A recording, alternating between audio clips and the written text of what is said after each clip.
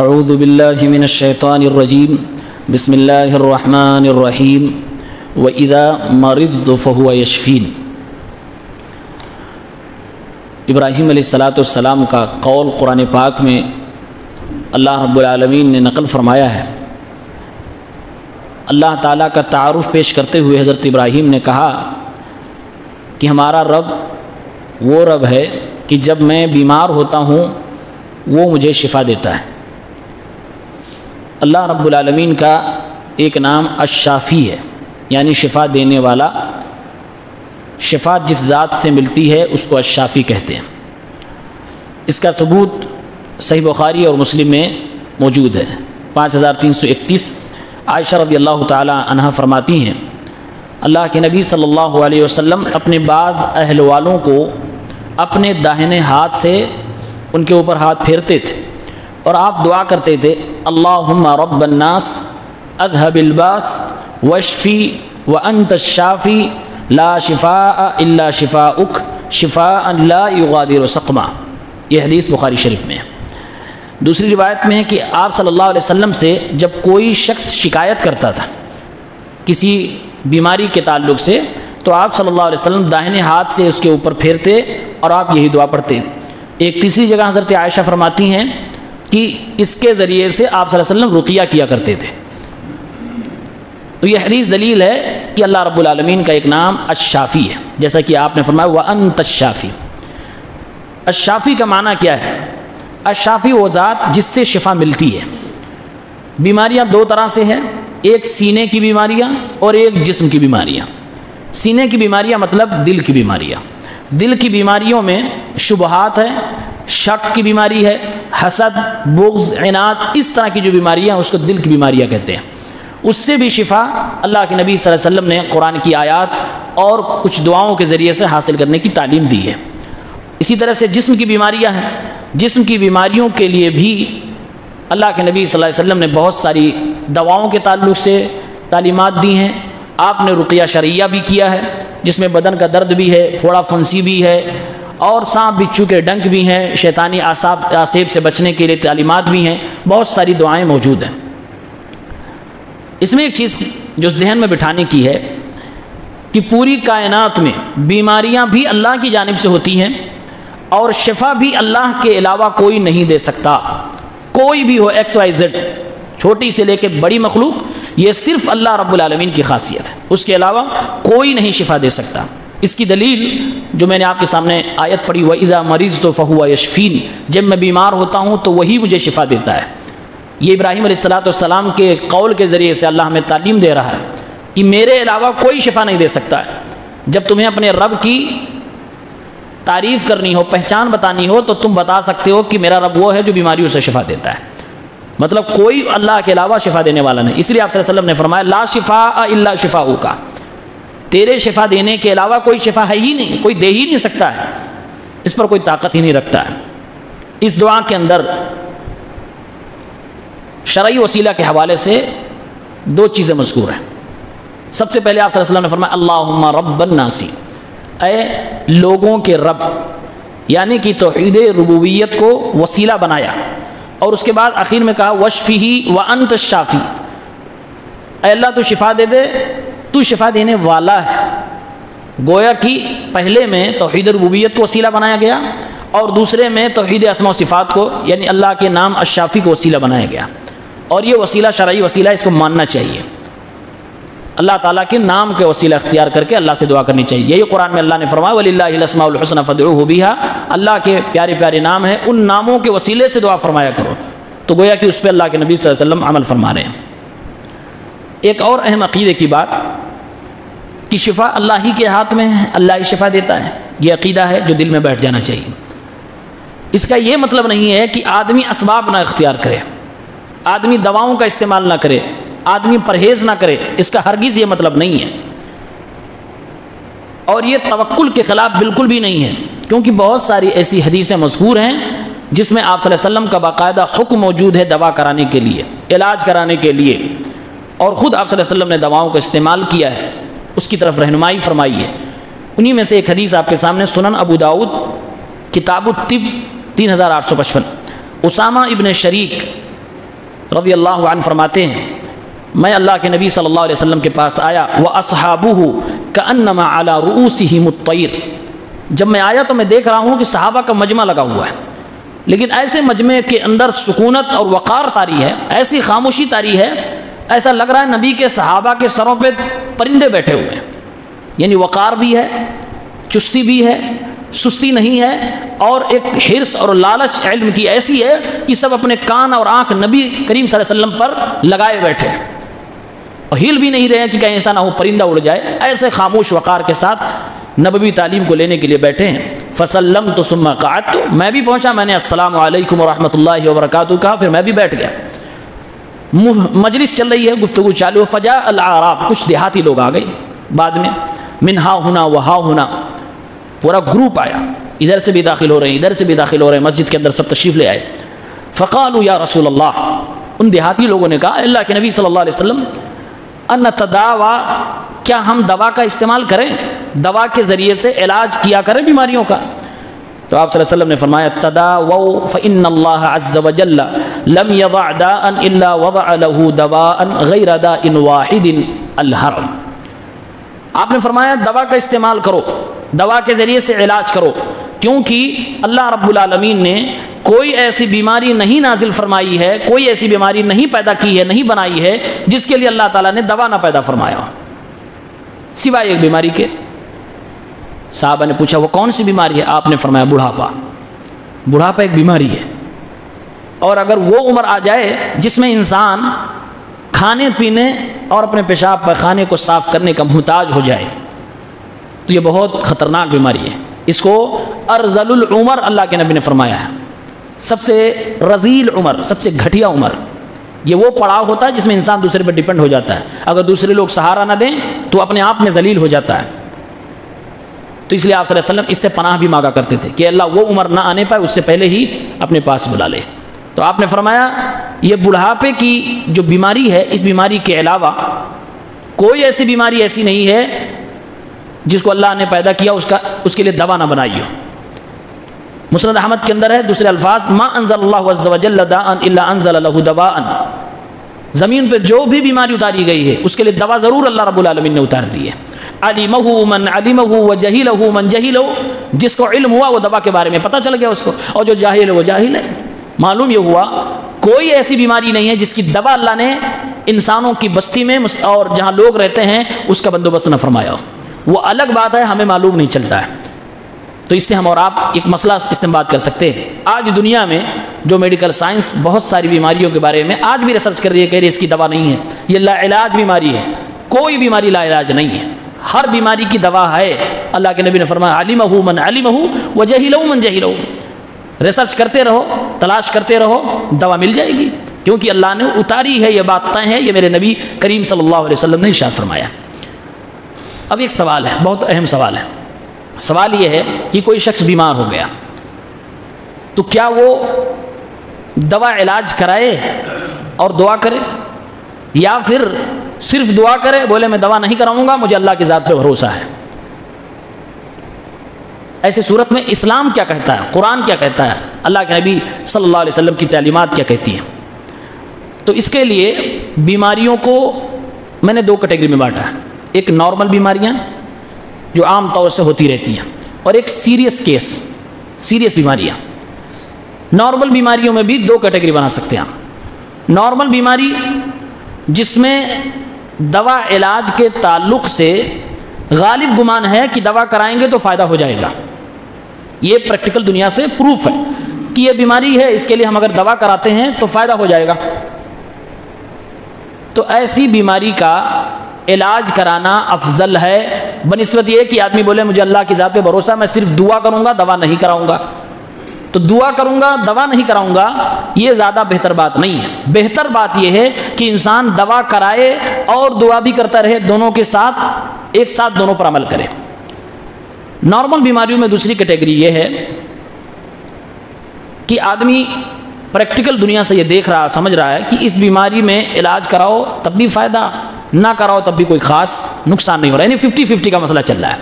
فائدہ اور نقصان کا جو پرسنٹیج ہے وہ 50-50 کا ہے، کوئی خاص فرق نہیں پڑ رہا ہے۔ تو اب ایسے میں شیخ ابن عثیمین رحمۃ اللہ علیہ کا فتویٰ ہے کہ دوا نہ کرانا افضل ہے آدمی. اور ہوتا ہے پریکٹیکل دنیا میں لوگ ایسا کر بھی رہے کہ بہت ساری بیماری ایسی ہوتی ہے کہتے ہیں نہیں اس کا کوئی خاص فائدہ نہیں ہو رہا, اب کیا اس کا علاج کرائیں, کوئی فرق ہی نہیں پڑ رہا ہے, وہ زندگی کے ساتھ ہو گیا, ہمیں ایسے ہی جینا پڑے گا.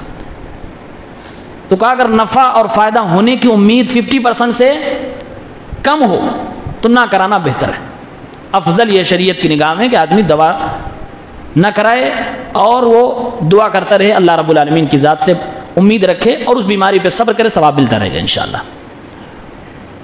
سیریس بیماریاں یعنی وہ بیماریاں کہ جس میں ہم اور آپ اپنی دنیا میں دیکھ رہے ہیں, میڈیکل سائنس بتا رہی ہے اور بیماریوں کے جانکار بتا رہے ہیں کہ اگر علاج نہیں کروایا تو جان جانے کا خطرہ ہے, یا جان نہیں جا رہی ہے تو بدن کے کسی پارٹ کے خراب ہو جانے کا خطرہ ہے, جیسے کڈنی خراب ہو جائے گی, پھیپھڑا خراب ہو جائے گا, یا ہاتھ فالج زدہ ہو جائے گا, یا جسم کا کوئی پارٹ کام نہیں کرے گا, یا ایسی بیماری ہے کہ اگر علاج نہیں کروایا تو دوسروں میں ٹرانسفر ہو سکتی ہے, دوسروں کو اس کا نقصان ہو سکتا ہے, خود کے جان جانے کا خطرہ ہو, یا جس میں کسی پارٹ کے معطل ہو جانے کا خطرہ ہو, وہ کام نہیں کرے گا اس طرح کا خطرہ ہو, یا پھر وہ بیماریاں دوسروں کو نقصان پہنچا سکتی ہیں اس طرح کا خطرہ ہو, تو ایسی سچویشن میں دوا کرانا دعا کے ساتھ واجب ہے. اگر آدمی ایسی سچویشن میں دوا نہیں کروائے گا تو گنہگار ہوگا, اس کو علاج اختیار کرنا پڑے گا, ساتھ میں دعا کرتا رہے. اور بیماریوں میں ہمیشہ آزمائش کا احساس ہونا چاہیے کہ ہم آزمائش سے گزر رہے ہیں, اور دعا ساتھ میں کرتے رہنا چاہیے اور دوا بھی کراتے رہنا چاہیے. آزمائش سے گزرتے رہیں گے ثواب بھی ملے گا, صبر پہ ثواب بھی ملے گا, اور نبی کی سنت سمجھتے ہوئے علاج کروائیں گے تو اس کا بھی الگ سے ثواب ملے گا. تو کل ملا کے یہ 3 کیٹیگری بن سکتی ہیں, 2 نارمل اور 1 سیریس بیماریوں کی. اب سوال یہ ہے کہ نارمل بیماریوں میں جو میں نے بتایا کہ اگر نفع دوا کے کام کرنے کی امید زیادہ ہے تو افضل ہے کہ انسان دوا کروائے, اور عام طور سے یہی کیٹیگری ہے. عام طور سے لوگوں کے درمیان یہی کیٹیگری ہوتی ہے کہ تقریباً 90% سے اوپر بیماریوں میں امید ہے کہ دوا کروائیں گے تو فائدہ ہو جائے گا. تو معلوم یہ ہوا کہ اکثر ہمارے حالات میں, ہماری زندگی میں افضل یہ ہے کہ انسان دعا کے ساتھ دوا بھی کراتا رہے. اس کی دلیل یہ ہے کہ آپ صلی اللہ علیہ وسلم کے پاس یہ دیہاتی لوگ آئے اور باقاعدہ سوال کیا نتداوا, کہ ہم دوا علاج کروائیں؟ تو آپ صلی اللہ علیہ وسلم نے فرمایا تداووا, آپ لوگ دوا علاج کرواؤ. گویا کہ آپ صلی اللہ علیہ وسلم نے اس کا مشورہ دیا.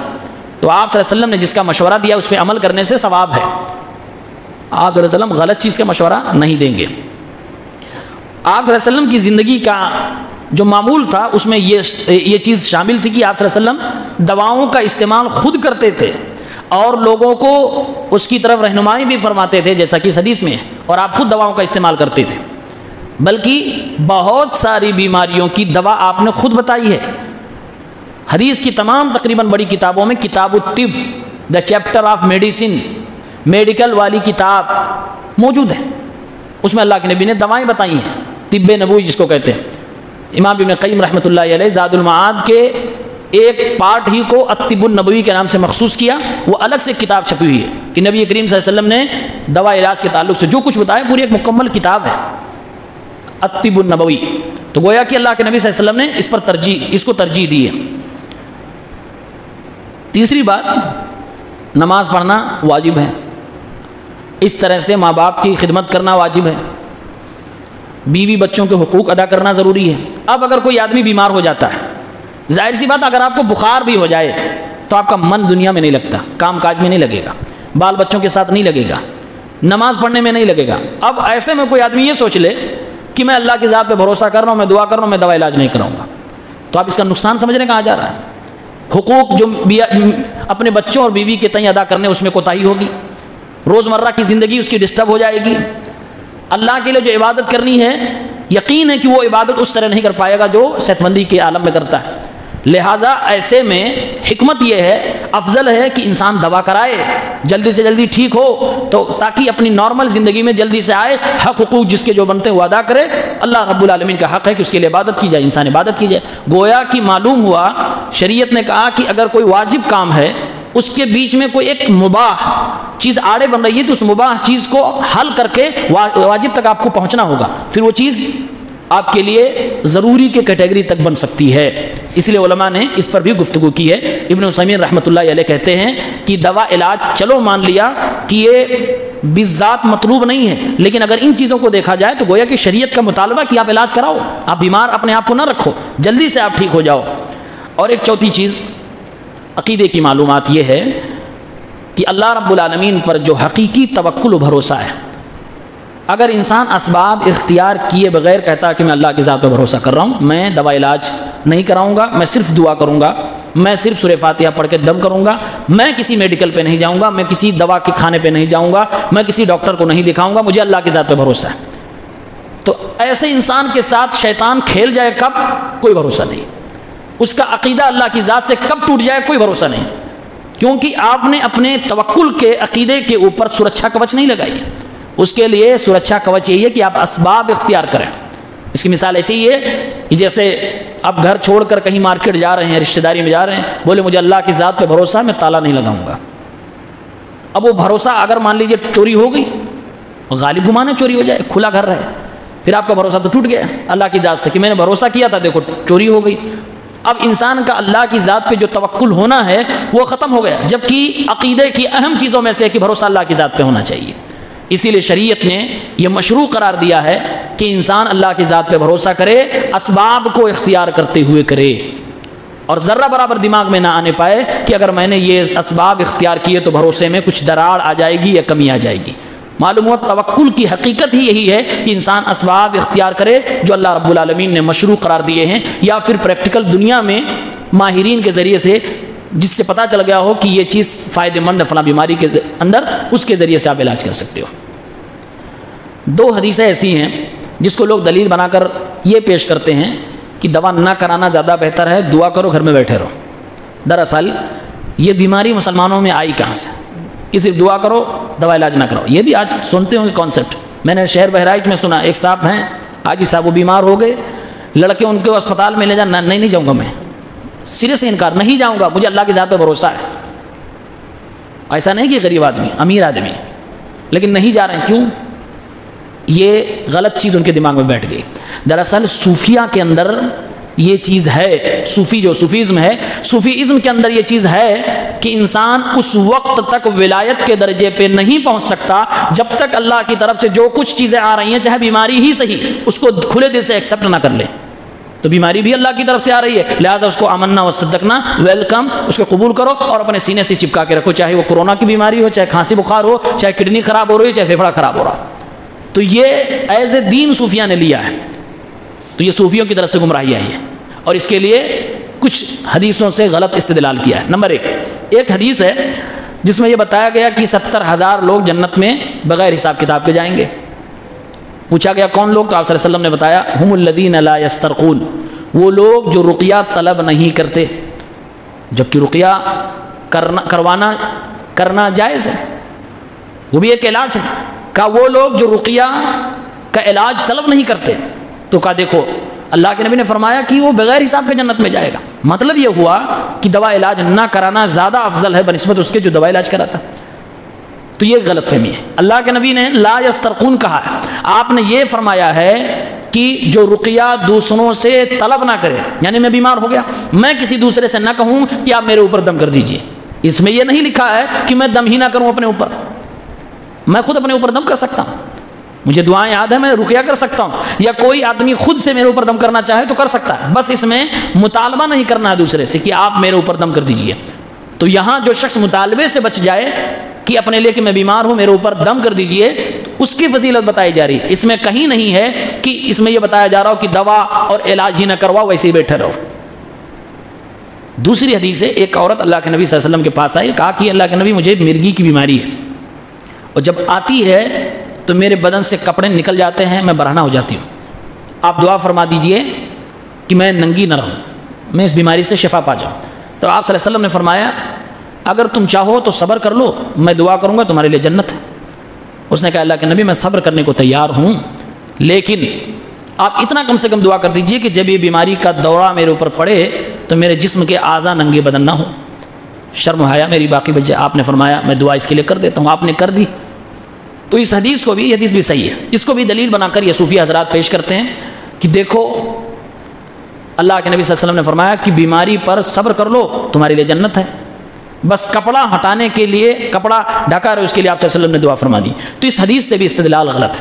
ابن حجر رحمۃ اللہ علیہ فرماتے ہیں کہ دلیل الجواز علی ترک التداوی، دوا علاج نہ کروانے کی دلیل ہے یہ حدیث پاک. یہ اس آدمی کو اختیار دیا گیا، لیکن ہر آدمی یہ آپشن نہ اختیار کرے، وہی اختیار کرے جس کے اندر ہمت ہے، جس کے اندر حوصلہ ہے. ورنہ ایسا نہ ہو کہ وہ صبر بھی نہ کر پائے اور بیماری کی وجہ سے زندگی سے بھی ہاتھ دھو بیٹھے. جس کے اندر حوصلہ ہو، ہمت ہو اور امید بھی کم ہو دوا علاج کے لیے، تو وہ بھروسہ کرے اور صبر کرے، اللہ رب العالمین اس کو ثواب عطا فرمائیں گے. تو یہ اس مسئلے کا تفصیلی جواب ہے. ایک آخری چیز، بیماریوں کے علاج کے لیے اسباب اختیار کرنا زیادہ افضل ہے. اوورآل خلاصہ یہ معلوم ہوا. اب سوال یہ ہے کہ بہت ساری بیماریاں ہیں، بہت سارے علاج ہیں مارکیٹ کے اندر، تو اسباب اختیار کرنے میں یعنی دوا علاج کروانے میں، جس کو عام بول چال میں کہتے ہیں دم درود کروانے میں، کیا ہمیں سوچنا چاہیے کہ ایمان بگڑنے نہ پائے. اس میں آپ ساری چیزیں آپ نے سامنے رکھی ہیں. اس میں میڈیکل کی دنیا سے لے کر دعا رقیہ تک ساری چیزیں ایک ساتھ سامنے رکھی. پھر اس کے بعد یہ 3 چیزیں آپ سامنے رکھیے. جو بھی ہم نے شفا حاصل کرنے کے لیے اسباب اختیار کرنا ہے، 3 چیزیں ہمیشہ اپنے ذہن و دماغ میں رکھنی ہے. تبھی ہمارا عقیدہ بچے گا، تبھی یہ اللہ کو الشافی ماننے کا مکمل عقیدہ ہوگا. وہ کیا ہے؟ نمبر 1، جو بھی ہم علاج اور سبب اختیار کریں وہ علاج یا تو شرعی ہو، یعنی اللہ کے نبی نے بتایا ہو کہ یہ چیز پڑھو اس کا علاج ہے، یہ چیز کھاؤ اس کا علاج ہے. جیسے شہد کے بارے میں آپ صلی اللہ علیہ وسلم کی حدیث موجود ہے، کلونجی کے بارے میں آپ صلی اللہ علیہ وسلم کی حدیثیں موجود ہیں. اس طرح سے بہت ساری چیزیں طب نبوی میں موجود ہیں. یا تو وہ علاج شرعی ہو، یا پھر دنیا کے ماہرین، اس فن کے ماہرین نے بتایا ہو سائنٹیفک طریقے سے کہ ہاں اس چیز کے استعمال سے یہ بیماری ختم ہو جاتی ہے، جس کو ہم آپ میڈیکل کی دنیا کہتے ہیں. اس میں بھی کوئی متھ یا کوئی پرمپرا نہیں چلے گی، اس میں بھی حقیقت میں مبنی بات ہو. ایسا نہ ہو کہ سنا ہے کہ اس سے علاج ہو جاتا ہے بس آدمی وہ جب بھی کرنے لگے. نہیں، یا تو وہ شرعی علاج ہو یا تو پھر سائنٹیفک پروفڈ اس فن کے ماہر کے ذریعے سے وہ علاج ہو. پہلی چیز ہے. دوسری چیز ہے، کبھی بھی ہمیں اور آپ کو دواؤں پہ یا رقیہ کے اوپر نہیں بھروسہ کرنا کہ شفا یہی دے گا. ہمیشہ بھروسہ اللہ کی ذات پہ کرنا. اسباب پہ بھروسہ نہیں کرنا ہے کہ ہم دعا پڑھ رہے ہیں سورہ فاتحہ تو اب ہم نے پڑھ لیا تو اب بھروسہ ہے مجھے کہ اب شفا مل ہی جائے گی. نہیں، بھروسہ اللہ کی ذات پہ ہے. آپ رقیہ کریں گے تب بھی اللہ کی ذات پہ بھروسہ ہے، دوا کھائیں گے کھلائیں گے تب بھی اللہ کی ذات پہ بھروسہ. یہ دونوں اسباب ہیں. شفا اللہ رب العالمین دینے والا ہے، اس لیے بھروسہ ہمیشہ اللہ رب العالمین کی ذات پہ ہو، اسباب پر نہیں ہونا چاہیے. تیسری چیز، دوا علاج چاہے جتنا آپ کروا لیں، مہنگے سے مہنگا کروا لیں، بہترین سے بہترین علاج کروا لیں، ہمیشہ ایک بات دماغ میں رکھیں، یہ اسباب آپ کی اپنی تقدیر سے اٹیچ ہے.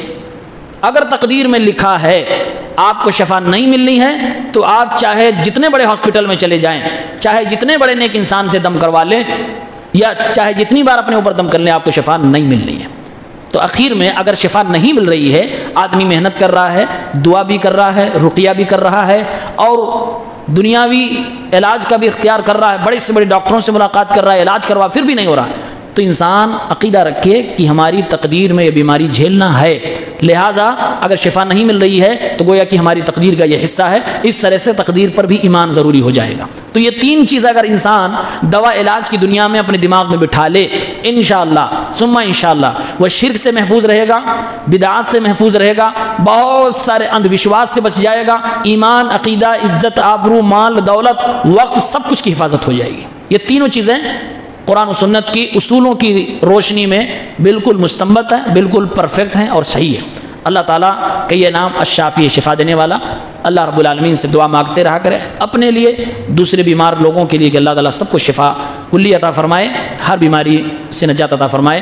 اللہم انی اعوذ بک من البرص والجنون والجذام ومن سیء الاسقام. اللہ تعالیٰ ہر بڑی بیماریوں سے ہم سب کو محفوظ فرمائے. آمین. السلام علیکم.